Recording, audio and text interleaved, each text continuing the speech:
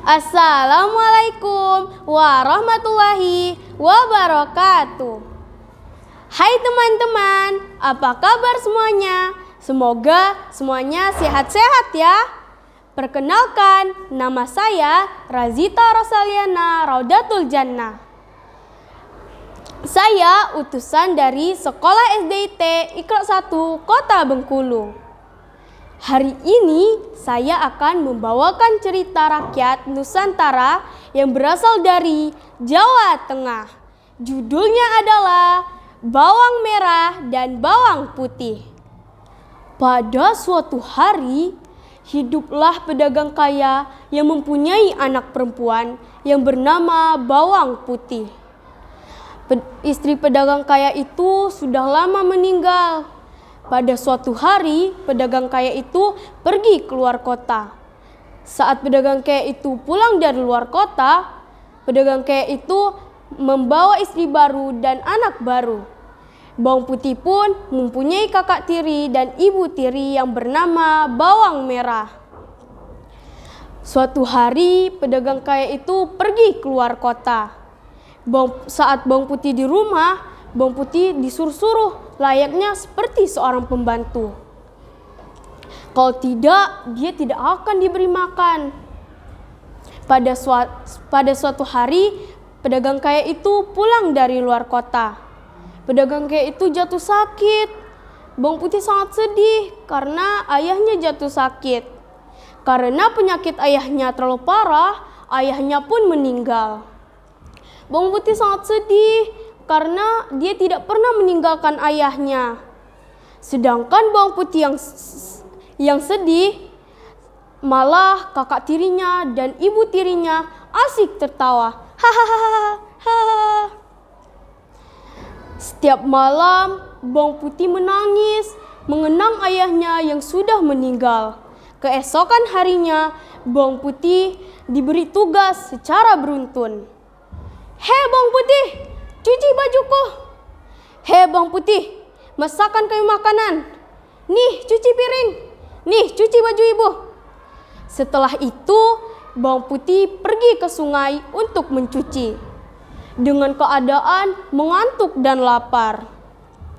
Tanpa Bawang Putih sadari, ternyata selendang merah milik ibunya telah hanyut ke sungai.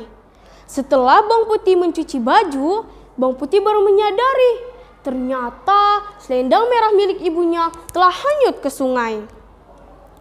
Bawang Putih pun menyusuri sungai dan bertanya kepada seorang petani yang sedang memandikan sapinya. Permisi paman, apakah paman melihat selendang merah milik ibuku? Oh, selendang merah. Tadi ada nenek-nenek yang mengambilnya. Rumahnya di atas gunung sana. Terima kasih paman. Bawang Putih pun menaiki gunung dan bertemu rumah tua. Bawang Putih pun mengetuk rumah itu dan bertanya kepada nenek itu. Tok tok tok, permisi nek. Oh cu, ada apa? Nek, apakah nenek melihat selendang merah milik ibuku? Oh, tadi nenek mengambilnya. Jika kau ingin mengambilnya, kau harus membantu nenek. Bawang Putih pun membantu nenek itu membersihkan rumah, memasak makanan, mencari kayu bakar. Bawang Putih tidak mengeluh karena itulah pekerjaannya sehari-hari. Setelah itu, nenek itu memberikan selendang merah milik ibunya. Cuk, ini selendangnya. Sebagai hadiah, pilihlah salah satu labu ini. Bawang Putih memilih yang kecil karena dia tidak akan sanggup membawa yang besar. Nek, aku pilih yang kecil saja. Oh, baiklah. Ambillah. Tapi ingat, bukalah di rumah. Baiklah, Nek.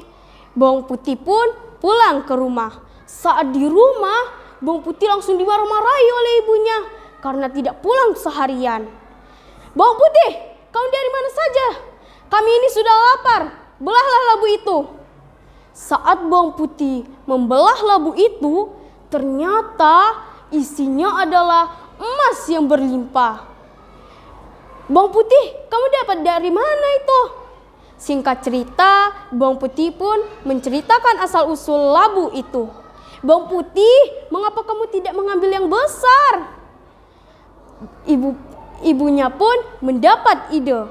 Keesokan harinya, bawang merah dan ibunya pergi ke sungai dan sengaja menghanyutkan selendang merah milik ibunya. Dan betul saja, ternyata selendang itu diambil nenek-nenek itu. Mereka pun menaiki gunung. Saat di tengah perjalanan, bawang merah mengeluh kelelahan. Bu, kita pulang saja yuk. Aku sudah lelah. Bawang merah, apakah kamu tidak mau mendapatkan emas yang berlimpah? Iya deh bu, kalau bukan karena labu itu. Mereka pun melanjutkan perjalanan dan menemui rumah tua. Tak tak tak, permisi nek. Cu, ada apa? Nek, apakah nenek melihat selendang merah milik ibuku? Oh iya, tadi nenek mengambilnya. Jika kau ingin mengambilnya, kau harus membantu nenek. Bawang putih pun membantu nenek itu membersihkan rumah, memasak makanan, mencari kayu bakar. Tetapi mereka terus saja mengeluh. Bu, aku tidak akan mau mengerjakan ini semua jika bukan karena labu itu. Iya, ibu juga tidak mau. Ibu sudah lelah sekali. Setelah itu, nenek itu pun memberikan selendang itu kepada mereka. Ini selendangnya. Sebagai hadiah, pilihlah salah satu labu ini. Aku pilih yang besar dong, Nek. Oh iya, pilih saja yang besar. Tapi ingat, belahlah di rumah. Baiklah, Nek. Saat di tengah perjalanan pulang ke rumah, mereka penasaran apa isinya. Mereka pun membelah di tengah hutan. Bu, kita belah di sini saja yuk. Nek itu kan tidak melihatnya. Ya, kita belah di sini saja. Mereka pun membelah labu itu. Saat mereka membelahnya, ternyata isinya adalah hewan-hewan yang berbisa seperti ular, kalajengking, dan lain-lain. Mereka pun mati tersengat hewan. Mereka pun mati karena keserakahan mereka. Sedangkan bawang putih hidup bahagia karena harta yang diberikan oleh nenek itu. Dia melanjutkan usaha ayahnya dan hidup bahagia. Nah teman-teman, pesan moral yang kita dapat ambil dari cerita ini adalah kita tidak boleh serakah seperti bawang merah dan ibunya. Dan juga kita harus mengerjakan sesuatu dengan ikhlas seperti bawang putih. Dan juga kita harus berbakti kepada orang tua. Cukup sekian cerita dari saya, semoga kita bertemu di lain cerita. Wassalamualaikum warahmatullahi wabarakatuh.